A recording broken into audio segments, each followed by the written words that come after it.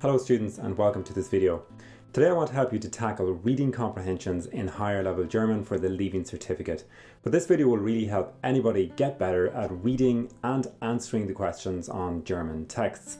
Today I want to look at the tricky aspects of this process, cover some common pitfalls and give you my top tips for answering questions on these texts. Now, I remember one of the first times that I saw one of these texts in Leaving Certificate German, and I remember thinking this is just impossible. It looked very difficult, the standard German was very high, but with time I managed to build confidence in answering questions on these kind of texts and got to the stage where I could achieve a good mark. And that's really something that anybody can do. And in this video, I basically give an outline of the key skills that are needed in approaching these texts and in answering the questions well. So I'll be using the 2021 German Text 1 as an example today. That can be accessed on examinations.ie if you don't have the exam papers. Now, Text 1 in the Leaving Certificate tends to be a little bit more challenging than Text 2. Text 1 is a literary text rather than the journalistic style text which you find in Text 2. What that really means is that it comes from a novel or a short story. It won't have any pictures and it's also less likely to have any headings or subheadings in it. But both of these texts, Text 1 and Text 2, are 60 marks in total each, and that means that combined they're 120 marks, which is 30% of the final grade in your Leaving Certificate examination. So here we have the 2021 Text 1, and I have three top tips that I gave right at the start, and these are: number one, read the source and any translated words. So for example, when we look at this text here, at the bottom of the text you'll see here that it says who wrote the text.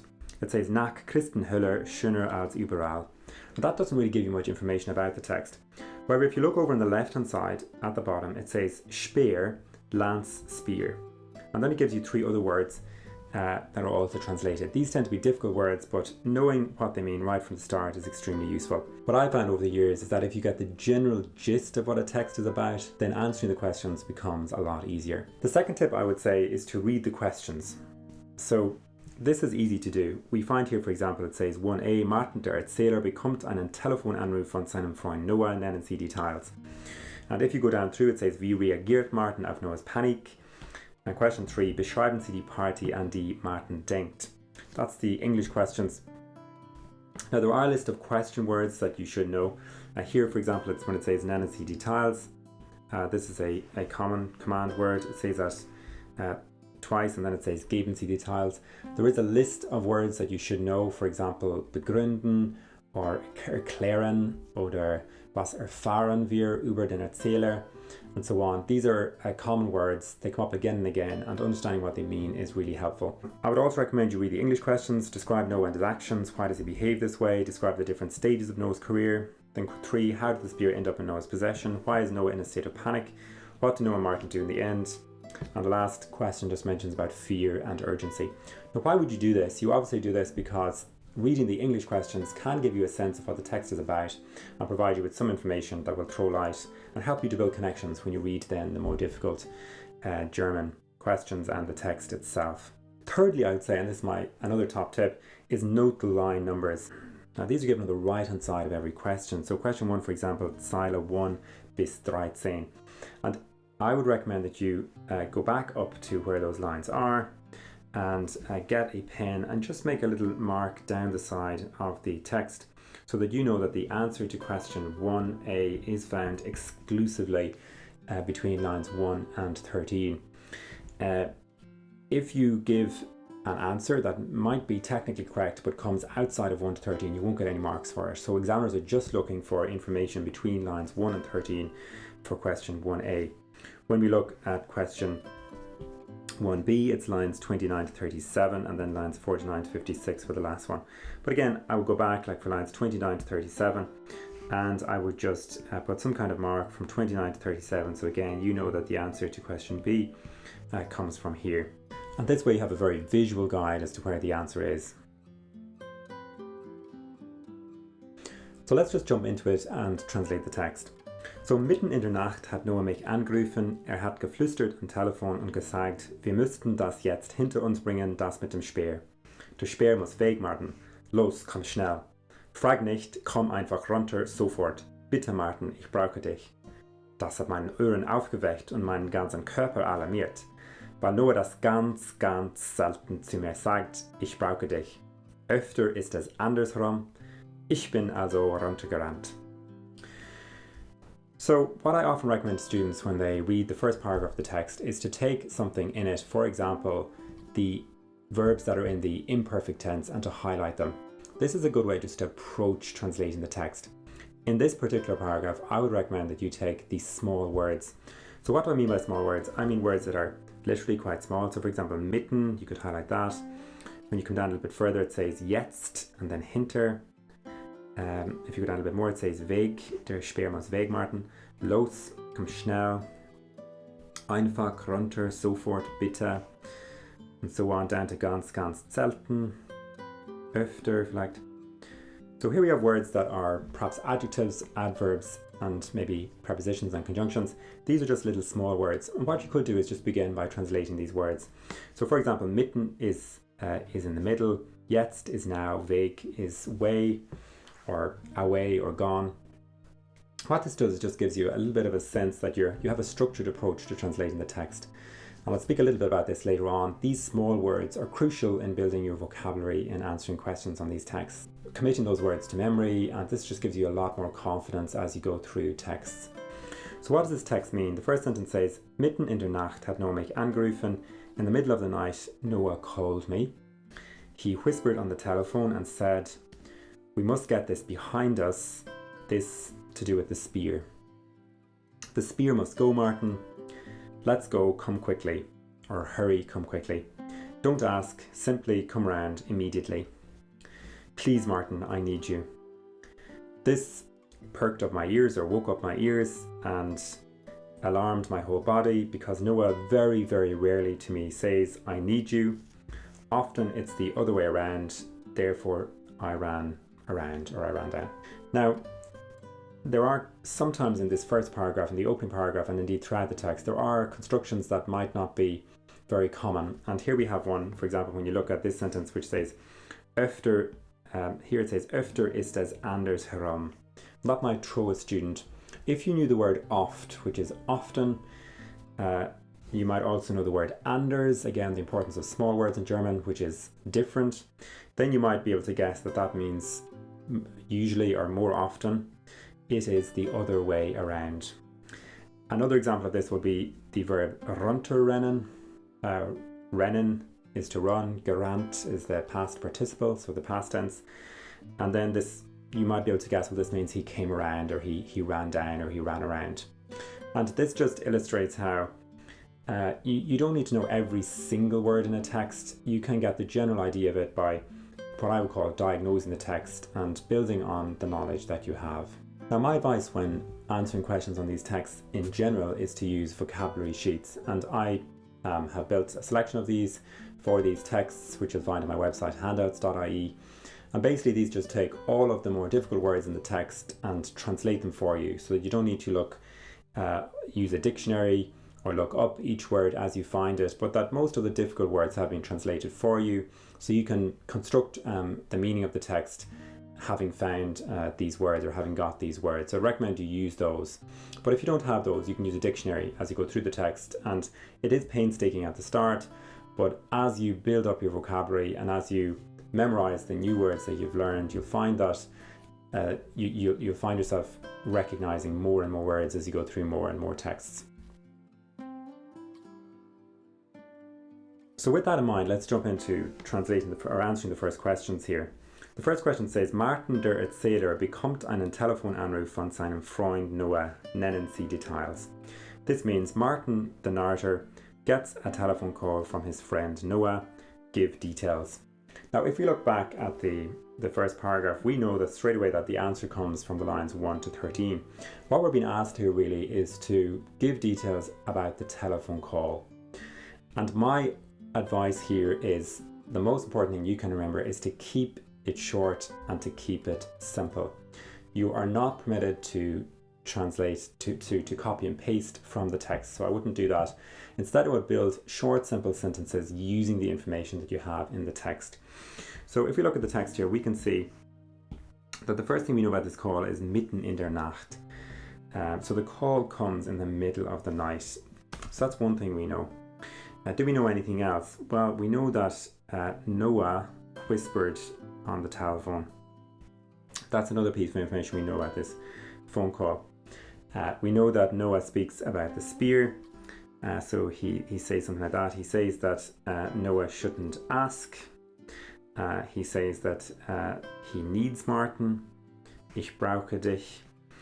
And yeah, so there's some information here that we can use to answer this question. So what I would recommend, again, you can find these answers from looking at the marking schemes, but what I would recommend here is you just answer the questions as simply as possible.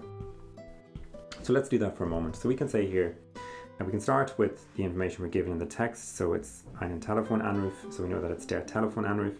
So we can see here simply der Telefonanruf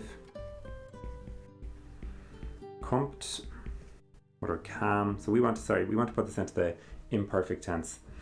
So we want to say the telephone call kam mitten in der Nacht. What else can we say? We can say that Noah whispered on the phone, so that's Noah hat geflüstert. So you notice here we're not copying and pasting from the text, instead we're building our own short sentences. We can say also that Noah said that Martin should come quickly. So we can say here Noah sagte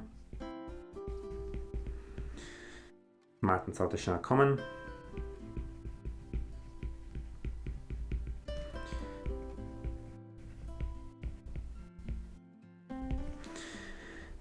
And we can also say that Noah said that he needed Martin. Dass Martin brauchte.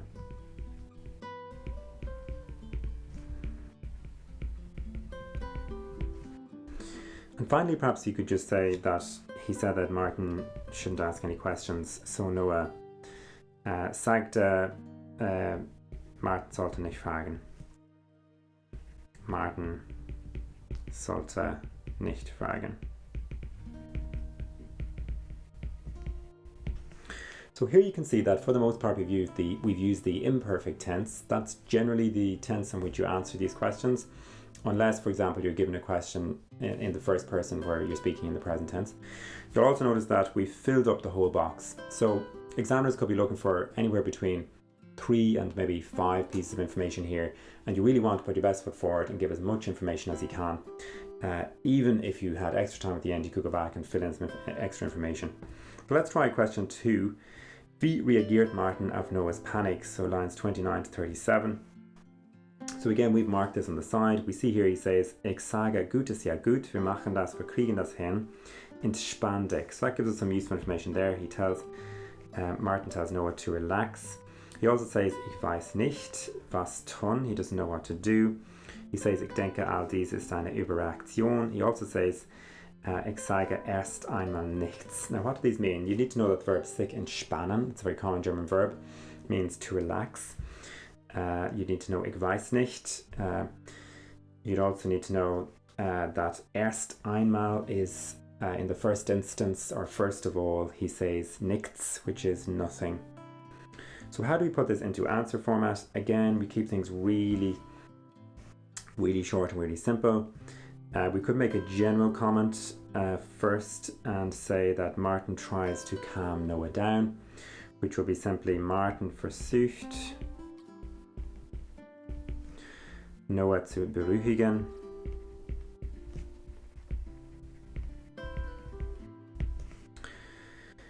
We could say that Martin tells Noah to relax himself.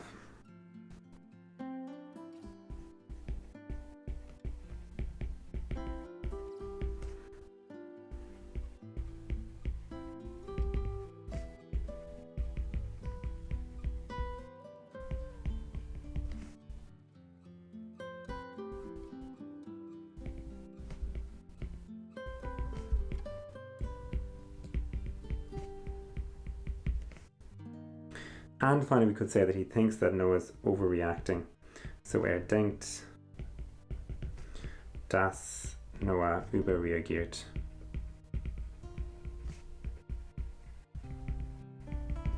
Now you notice here in the answers that I put together that I don't copy and paste in the text, but where possible I try to rearrange things.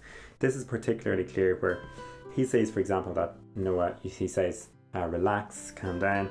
But here you see when we write it out, here we say that he should relax himself, dass sich entspannen soll.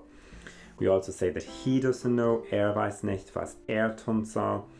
And we also say that he thinks, dass Noah überreagiert. So we've changed that from eine Überreaktion to überreagiert.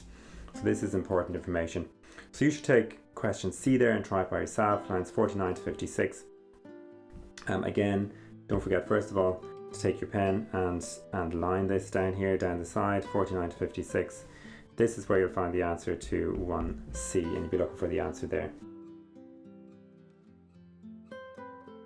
This brings us on to the English questions, question 2. Here you find straightforward questions. Describe Noah and his actions. Why does he behave this way? And again, describe the different stages of Noah's career. And with these questions, the philosophy with questions 2 and question 3 is exactly the opposite of question 1. Here, you want to give as much detail as possible. Here you want to translate directly from the text. You don't need to put anything into your own words. You take every single sentence that's relevant to that answer and you copy them down into the space and write as much as you can on those questions.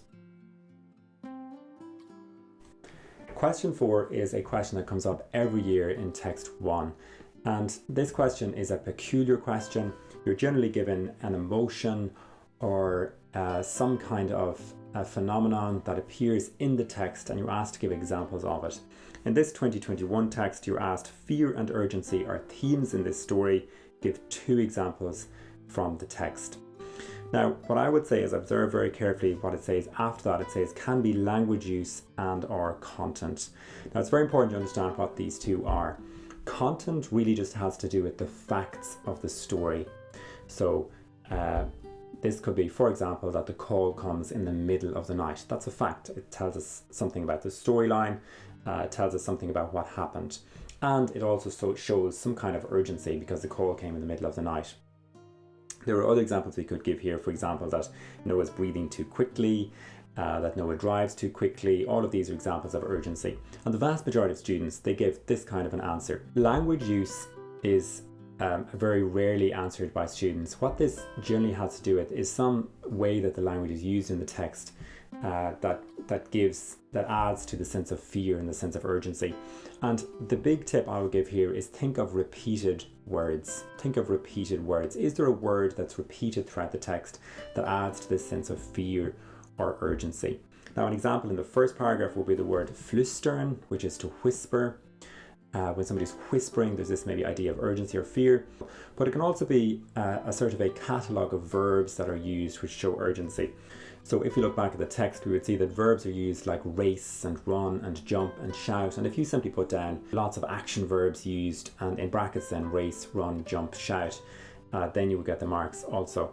Now, one thing to be very careful of here is you do not get the marks for simply German quotations with no English translation. So if, for example, you threw down a German quotation that was right and it said something like mitten in der Nacht or Noah hat geflüstert, but you didn't provide an English translation beside it, you don't get the marks. So be very careful. If the question is in English, you answer in English.